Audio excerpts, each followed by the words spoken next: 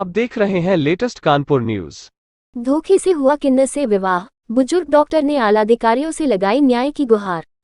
कानपुर नगर के बीदनू थाना क्षेत्र के ग्राम भारू बंगला निवासी डॉक्टर सत्यप्रकाश वर्मा ने इलाज के दौरान वार्ता में बताया कि प्रार्थी की पूर्व पत्नी की असमय मृत्यु के बाद रिश्तेदारों के कहने पर पीड़ित के द्वारा वर्ष 2017 में उसका विवाह अनीता कश्यप के संग हुआ था। विवाह के बाद जैसे ही सत्यप्रकाश को पत्नी के किन्नर होने की बात पता चली, पीड़ित अवाक रह गया।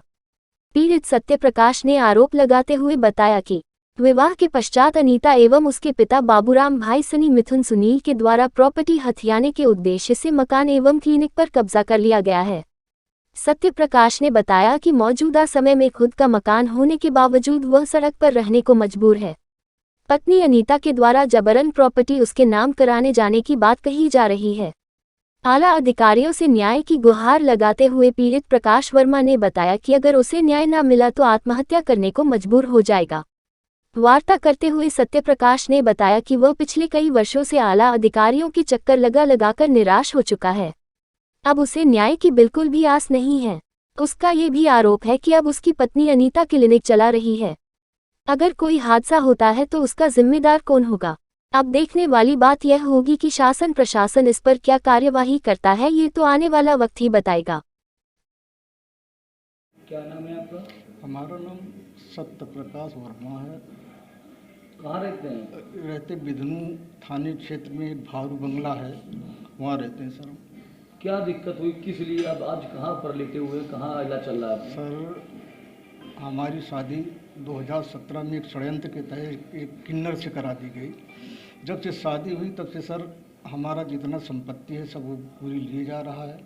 और अभी 17 तारीख को, पिछली 17 तारीख को ज़बरदस्ती स्टाम्प पेपर में साइन करवा रहा था और हमने कई जगह गुहार लगाई लेकिन कहीं सुनाई नहीं हो रही। और इस सुनने के लिए हमने एक वाद भी डाल दिया है।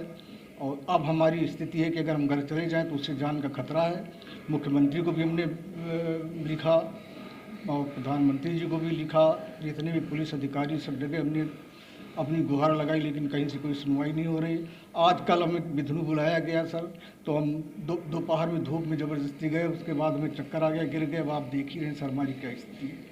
क्या विवाह जब हुआ था तो आपने लड़की नहीं देखी थी शादी विवाह में? देखी थी सर, लेकिन अंदर की बात तो नहीं सर समझ में आई हमें क्या है क्या नहीं है, तो बाद में समझ में आया। किस तरह से किन्नर के द्वारा आपको उत्पीड़न किया जा रहा है? सर पूरी संपत्ति हमारी हड़प रही है, वो मारपीट भी करती है। उस दिन तो गला मारा दबा दिया था 17 तारीख को, चड्डी पहन के अगर न भगाते तो जान से मार दिए जाते सर।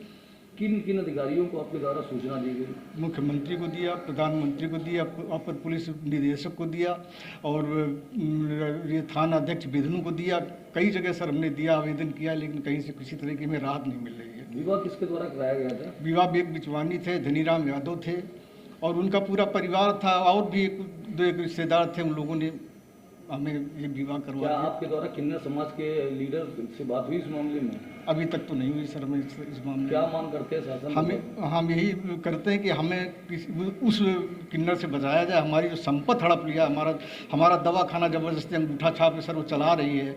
कहीं किसी को अगर कुछ हो जाए तो उसमें हमारे लिए दिक्कत खड़ी हो जाएगी। किन्नर क्या, जो आपकी पत्नी जो है किन्नर, उनका क्या नाम है? अनीता नाम है सर। आपका क्लिनिक कहाँ पर है?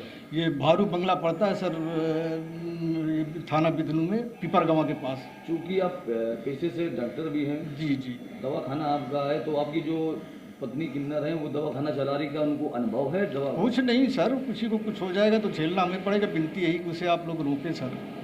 इलाज वो अभी भी जारी है? जी जी बिल्कुल इलाज कर रही, वो आते हैं लोग, दवा ले जाते हैं। तो क्या आपने सीमो शिक्षा अधिकारी को बताया इस बारे में? इस विषय में तो सर अभी नहीं बताई।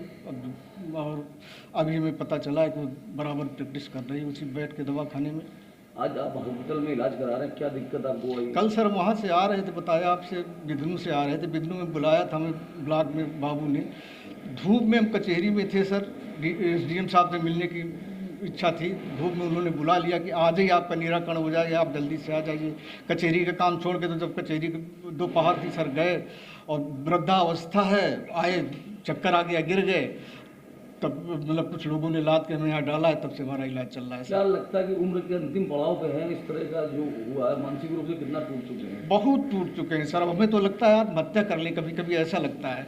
अगर न्याय ना मिला तो क्या कि करेंगे? बिल्कुल आत्महत्या कर लेंगे, इसमें धोखा नहीं पड़ेगा सर।